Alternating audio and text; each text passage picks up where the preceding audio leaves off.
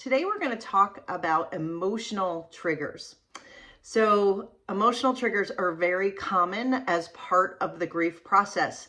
They can be overwhelming at times. They can show up without warning, and they can make us feel a little bit like we're going crazy. So today we're going to talk about what the emotional triggers are of grief, why they show up, and what we can do about it. My name is McNulty, and this is Grief-Inspired, and I bring light to the darkness of grief. I do everything I can to provide you the education and tools that you can use to help you move forward in your grief.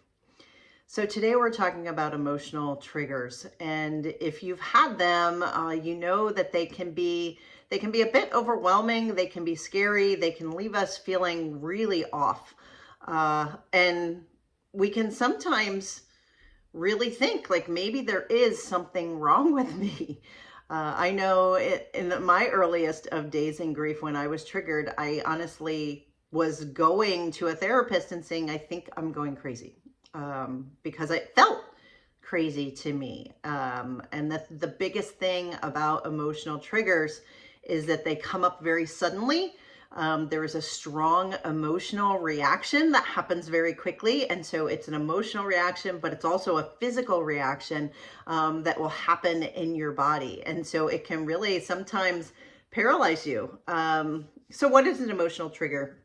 An emotional trigger, particularly in grief, sometimes we call them stressors, is anything that causes a strong emotional reaction, something that sets you off without warning. It's caused by feelings or memories that are associated with a painful experience.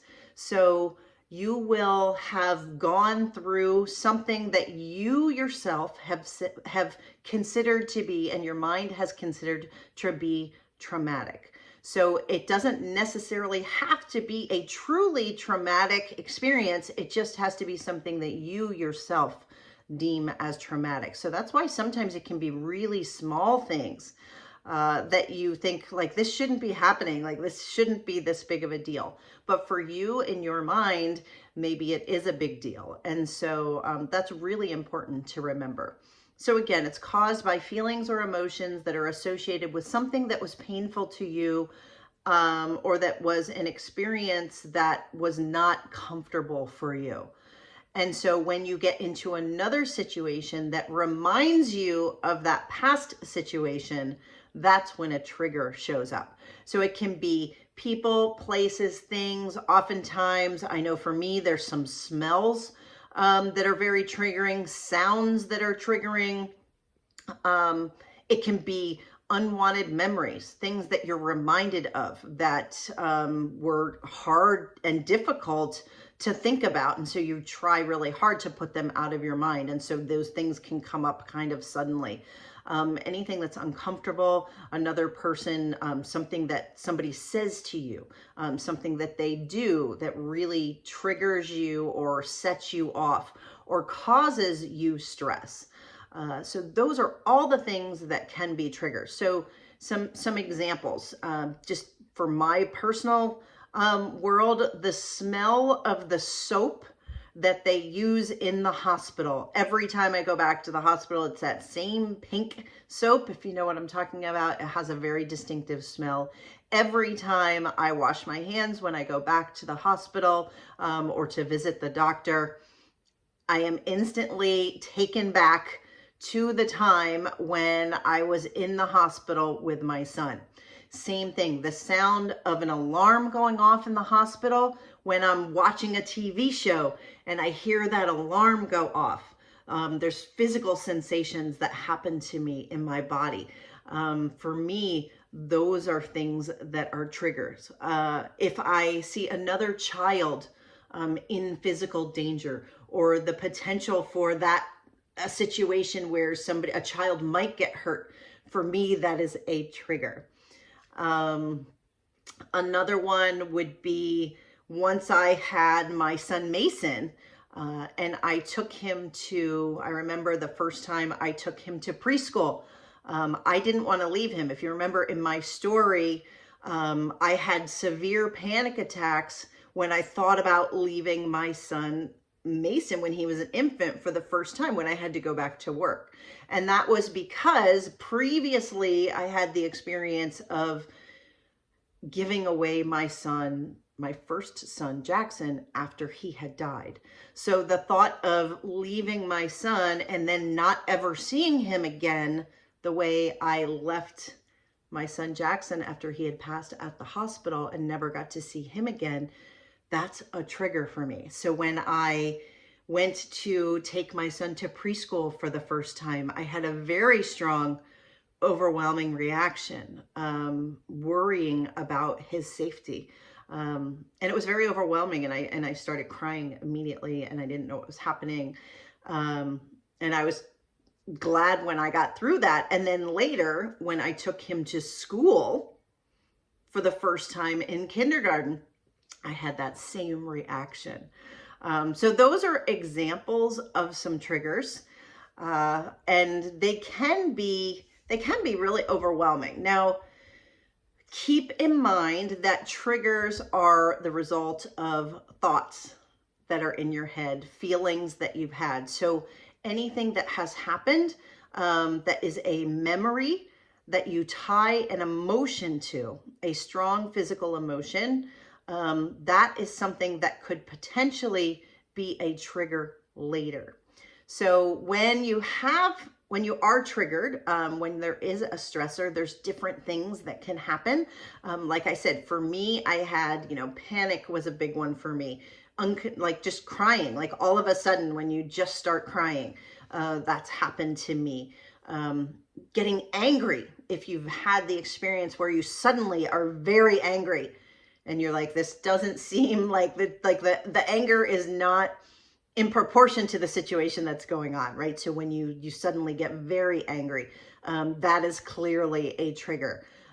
If you're feeling very vulnerable, unsafe, those things are triggers that are coming up because of something that you had experienced before.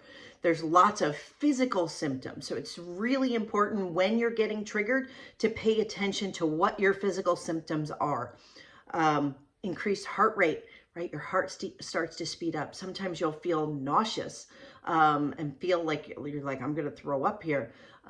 For me, there was a tightening in my chest or a tightening in your stomach. Sometimes it can leave you feeling dizzy or feeling like shaky and off. Sweaty palms are another one. These are all stressors, and these are things that happen as a result of remembering something that happened in your past and having it remind you in the present moment of what happened. And so they can happen without warning, like I said, and they're very normal and natural as part of grief. If there was a tragic situation that happened, if you were with your loved one when they passed on, you may be thinking over and over again about, those kind of situations, maybe, not wanting to revisit a hospital where you were with your loved one, or going into a room where they were, or listening to a song that they once loved that you listened to together, because they're triggering and it reminds you. The important thing about triggers is to know that they're very normal, and just to acknowledge that they're there, acknowledge that it's happening. And so you're not going crazy. Don't think that you're going crazy, because that's really not going to be helpful. And don't panic that you're panicking, I guess is the response there. So know that it's normal. I think that's the first thing. Second thing, when you are triggered, one of the best things to do is to remove yourself from the situation, right? So don't stay there. Don't make yourself suffer needlessly. So just, when you notice that you're triggered, move to a different location as quickly as you can. And then take a second, right? So get somewhere safe, whatever you deem as safe. If it's, if you're out and about, you can go back to your car, right? And close the doors and just sit in your car.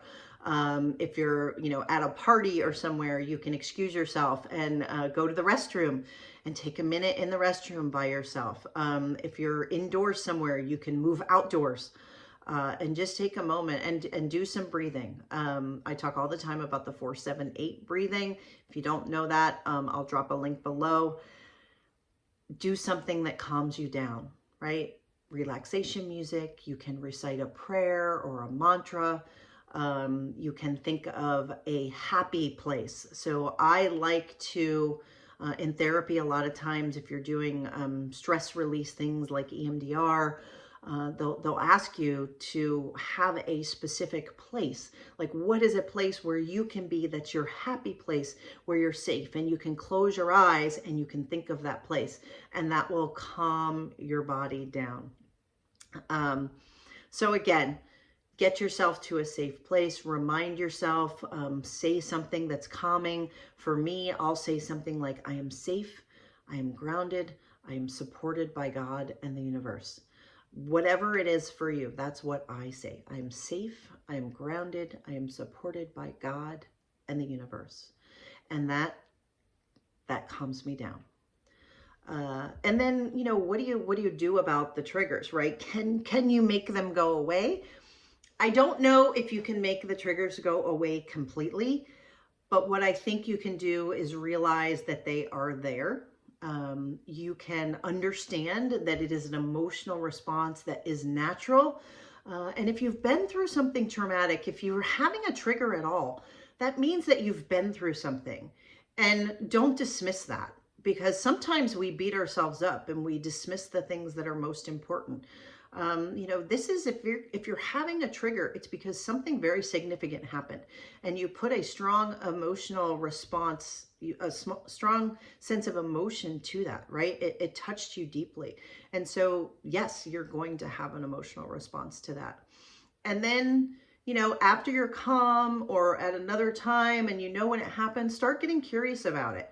Learn about what's happening. Well, why did you have that trigger? Can you identify what happened, right? So for me, when I was talking about my son going to preschool, I learned like that is the reaction that I was having because I realized I was worried that he wasn't going to be safe. I was giving him to someone else to care for. So he was leaving my safety, and I was basically I was losing control. And that's what made it feel so uncomfortable for me. So then I could remind myself, okay, you've chosen this place. He is going to be safe. Everything's going to be okay. And then I could start to breathe again. But you can acknowledge it, and start to get curious about it. Communicating about it with other people, I think, is super helpful. If you have strong triggers, you may want to, speak with me about it. You could talk to a therapist about it, talk about a friend about it, and just say, wow, this is going on and it's big. It's big. But again, I think the important thing to remind yourself is that you're not going crazy, that it's not necessarily going to hurt you, that the strong emotions are okay. They're justified, they're warranted. You, in some sense, you earned this, right? It's something that you went through. And that's, that's okay that you're having the response that you're having. And then, then you can start to relax about it. And then when the trigger comes up again, you're likely going to have the response, but you're not going to have necessarily as strong a response, or you'll know what to do about it and you'll be okay. So for example, just recently, I have an 8-year-old, his name's Mason. We were at the pool, and there was a dad that came screaming out of the pool holding a toddler because he wasn't breathing. So he was clearly, had gone under the water. I don't know exactly what happened, but they started doing CPR on the child. And this weekend, and I'm getting a physical response just telling you about it, right? So I'm getting chills and I have goosebumps, and because I remember the feeling, right? I remember the feeling of being there, that feeling and the tightness in my gut. knowing the panic that the mother must be having, right? The panic that the father must be having, the panic that we were all experiencing, waiting for the child to breathe again. And thank goodness he did start breathing again, and they took him to the hospital, and I've recently learned that he's okay. But it was a strong emotional trigger. And for me, it triggered that sense of uncontrollableness in the moment, of fear for my son and my child's safety, because I had that multiple times when I was in the NICU with my son Jackson, just worrying about whether or not he was going to live or die. And so it's a strong emotional response. There's a whole stress response cascade that happens. Your body gets flooded with hormones, things like cortisol and epinephrine. All of those things go off, and that's what causes the panic. That's what causes the sweaty palms, the tightness in your chest, all of these things that'll leave you feeling very tired.